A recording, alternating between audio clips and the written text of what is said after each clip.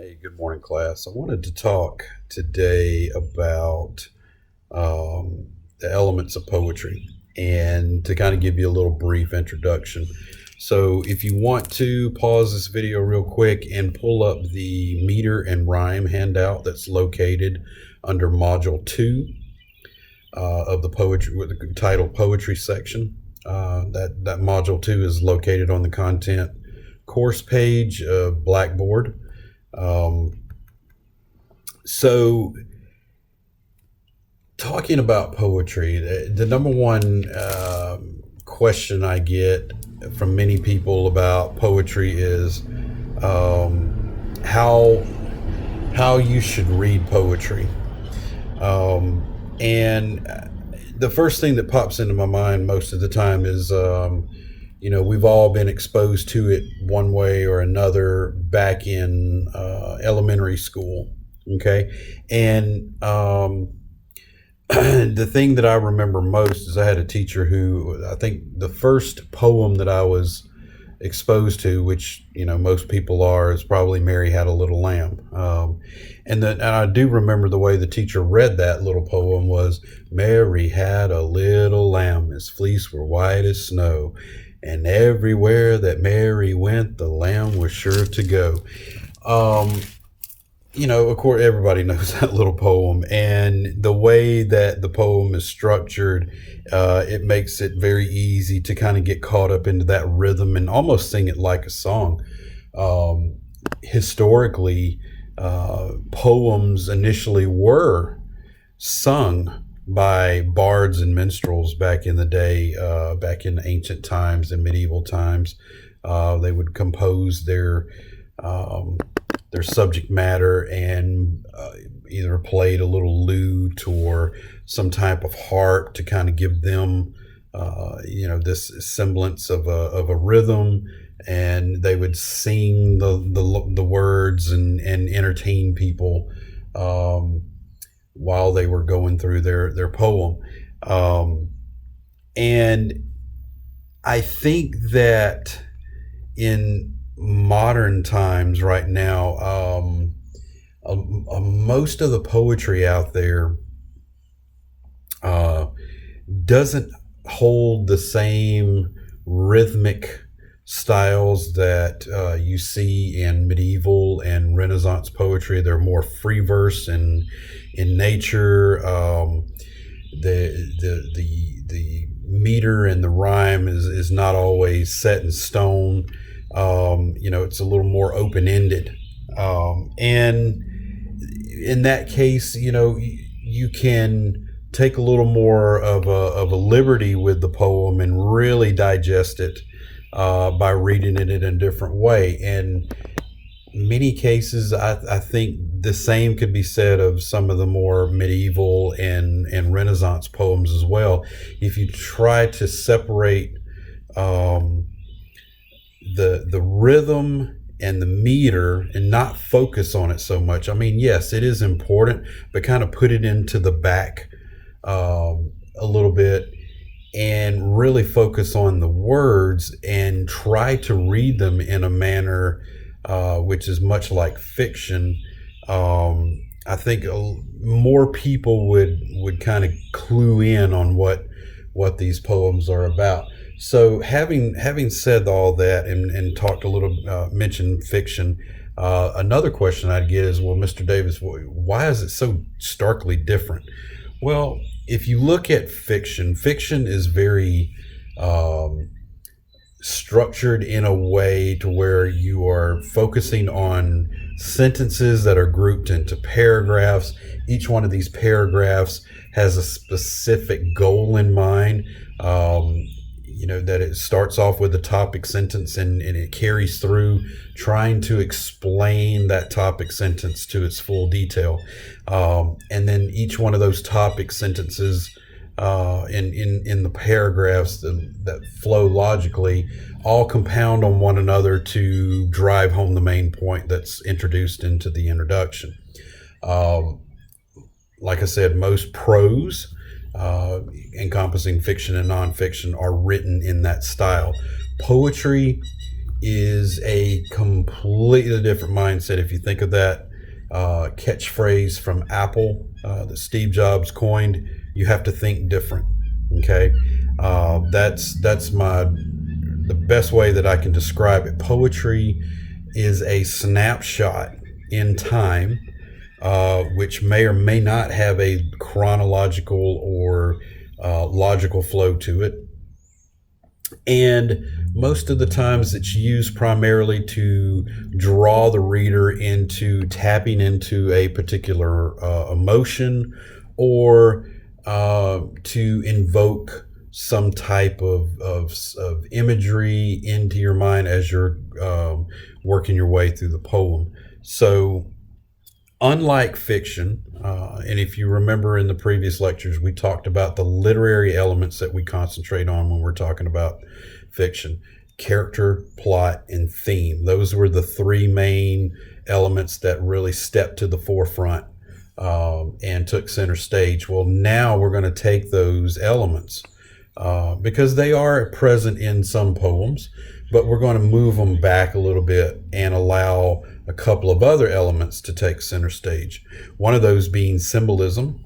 Okay, and so symbolism is a technique or a mechanism used where you refer to a certain object or a person or a place and allow that noun to symbolize something that may take on a different meaning. Okay, so like if I wrote a poem about the eagle that flies over the battlefield, I could say that eagle symbolizes the spirit of America, especially during the Revolutionary War.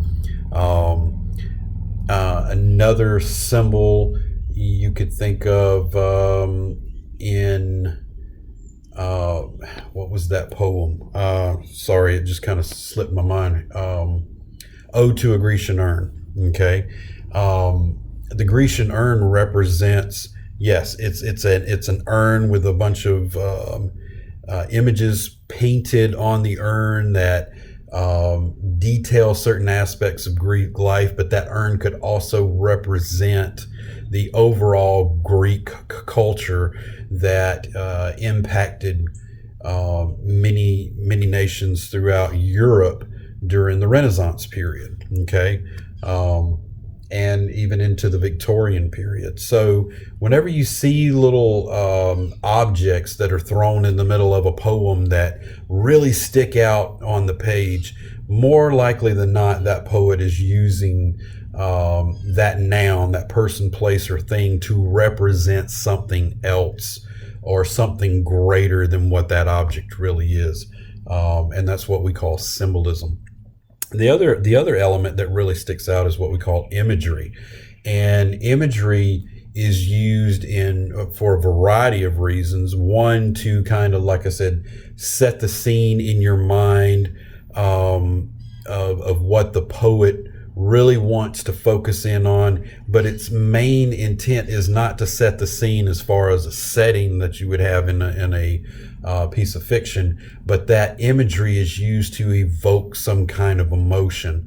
So John Keats wrote a poem once where he talks about the casement in the home or in the castle, and he describes everything in a very specific detail within that poem to where you almost feel like you're there, and it represents something that's greater. I mean, it's evoking this kind of an emotion to really draw you into that moment in time, so you can really understand not only where you're at within that poem, but the scene becomes a tool to really drive home the main point that the poet is trying to talk about or bring to the forefront. And so those two elements are extremely important: imagery and symbolism. And I will through the discussions, when we look at some of the poems from Shakespeare and Tennyson, we will look at uh, I will bring to the discussion board some things that you might want to take note of with symbols and imagery that are located in those pieces. Okay. All right. So we've talked a little bit about how to read poetry, why it's so difficult for many people. We talked about some of the elements that we really want to center on when we're analyzing a piece of poetry. There are other sub-elements too that are extremely important, but for the scope of this class, I don't want to dive too deep into what we call poetics, or the deep analysis of poems and how they're crafted and the style in which they're used. I just want to give you a little brief introduction. Okay, so using the handout from me, Meter and Rhyme, if you will go to page 3 in that PDF. Again, I'll let you pause and pull that PDF up if you haven't yet.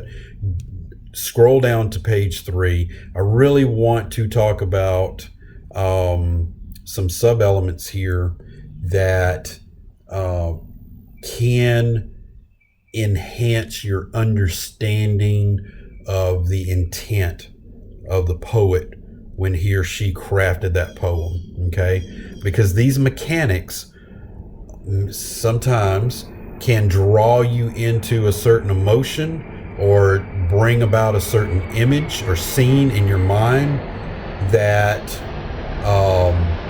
the poet is intending at the time, and for you to really clue in and become aware of what that poem's really about. Okay, so for many of you, I'm sure you were exposed to music at some point in your school career, whether you were in the band or maybe you've taken a music appreciation class. I myself am not a musician. I did try it when I was in 7th and 8th grade and found that I was just not very talented at all. And so I focused on other things like athletics and studies and whatnot. But I do have an appreciation for music that I think really gives you a basic understanding of how poetry is crafted. Because again, poetry is related to music. Poetry was put to music many, many years ago, back in the ancient medieval times.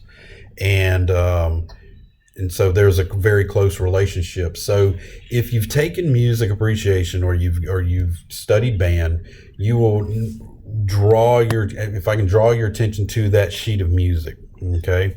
And so every sheet of music has these lines across it, right, that group the notes together and show you how the musical piece is going to progress over time. And each one of those lines is divided up into what they call measures. Okay. And the measures, as you know, are groups of notes depending on the time and signature in which that piece is written. You'll have so many notes per measure or per foot within the line to kind of give you an idea of how the rhythm goes. Okay. Poetry works the same way. All right. So poetry, every line in the poem is very similar to that line in the sheet music. Okay. It has a certain length, and it has a certain measure to it. So many feet per line, depending on the style in which you're writing the poem. Okay. So let's talk about that. In the sheet music, you would look at one note if you're going down to the very lowest denominator, looking at that measure. So in poetry, we're going to look at syllables. Okay. And the syllables is what make up how the words sound and how they fit together. Okay. And how they flow from one thought to another.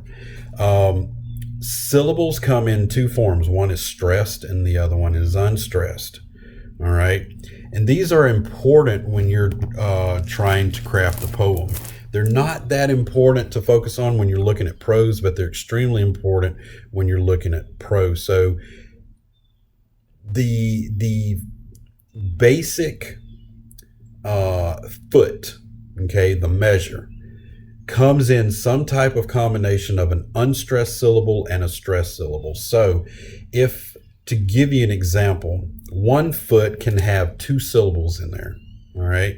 And most of the time that's what you're going to have, depending on how the word is structured. Some words have more than 2 syllables. But for the most part, the most common foot, or that note, is going to be a combination of an unstressed and a stressed syllable. So 2 little beats in there. And one example of a stressed, unstressed combination would be the word bacon. Okay, so you say the word bacon.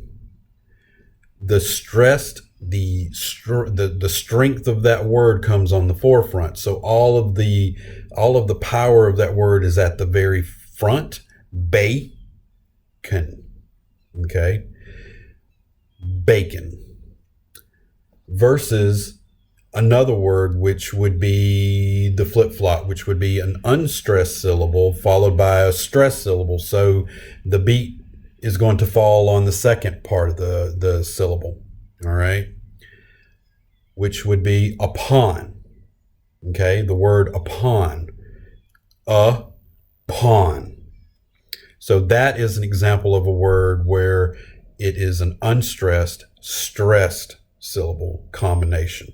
Okay, excuse me, my phone is going off.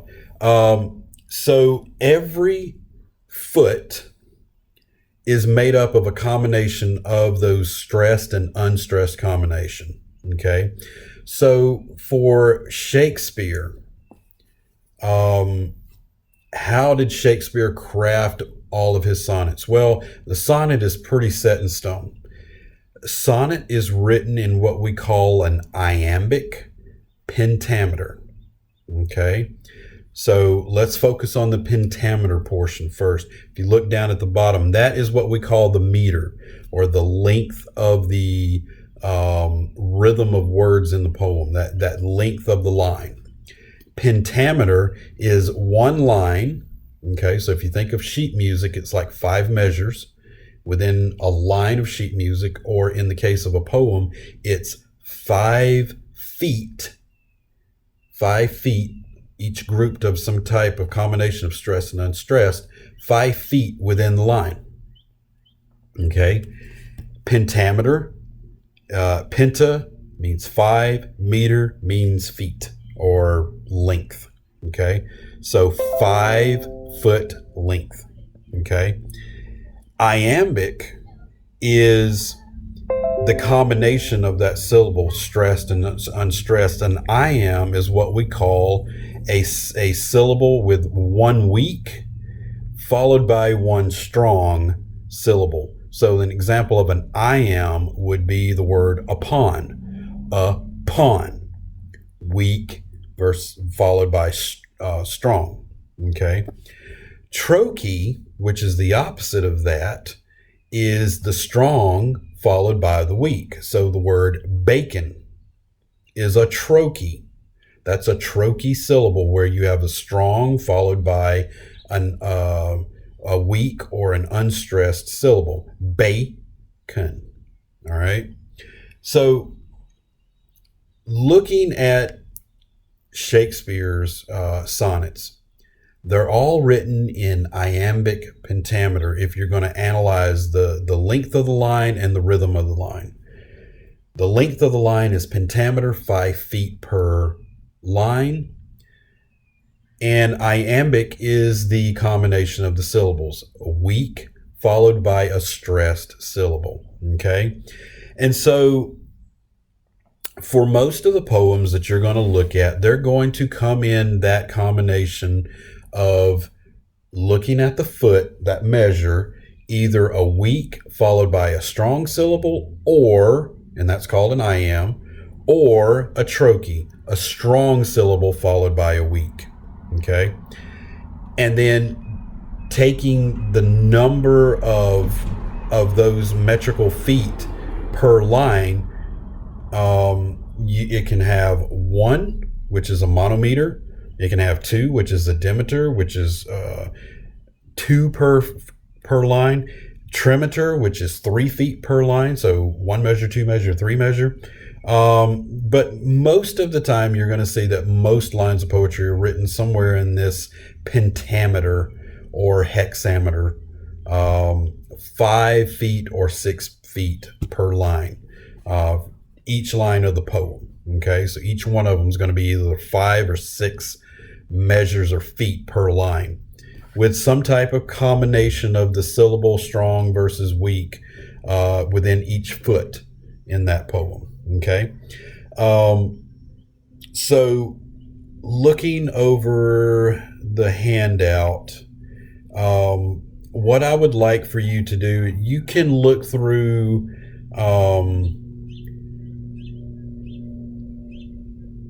pages 1 and pages 2 and kind of get just kind of get a general understanding of the different types of poems, how the stanzas, and what I mean by stanzas is how many lines are grouped together within the verse, and how those are organized. I will talk about these more in length when I actually analyze the poems for you. And those videos are already up on the Blackboard. But what I encourage you to do is, before you watch those videos, at least take the time to sit down and read the poems, and get a kind of general understanding of what the poem's about and who wrote the poem before you really look at the video, because it will enhance your general understanding and performance on the discussion boards and on the essay if you follow it in that type of format. So pages 1 and pages 2 of the meter and rhyme, like I said, you got to get a general understanding of what they are, and I'll talk specifically about many of these concepts when we look at the 3 videos that are hosted on Blackboard. In addition to page number 3, I would prefer that you really focus in and understand how what these terms are and what the definitions are, because you can use this meter and rhyme analysis when you're writing your paper. You want to talk about if you're focusing on Shakespeare, of course he wrote in sonnet style, which is all iambic pentameter. You're going to want to define what iambic pentameter is in that paper to demonstrate to me that you understand a little basic introduction of poetics before you start to go into analyzing the works. Okay, so that's all I have for today. Like I said, this was a brief introduction into poetics. If you decide to go on and major in English, you'll probably end up taking a few poetry classes where you're really going to get in depth on the subject of poetics. For a 101 class, a brief introduction will suffice. So I've just basically wanted to go over a couple of the elements that you're going to look at, which are imagery and symbolism, and really focus on those symbols and images that you see within those poems, in addition to how the poems are crafted regarding the foot. Okay, again, a foot is very much like a measure in a sheet of music, so it's what happens between the lines and how many notes fall between the lines. Same thing in poetics, how many syllables fall within the feet separated by lines within the poem. Okay, or within the line of the poem, how many sections, how many groups of beats are there within that line of poetry. Okay, and then we specifically zeroed in on iambic pentameter because I think that is a great basic example of how meter and rhyme come together in order to demonstrate poetics. Okay, so again, we'll talk more about it in the discussion boards.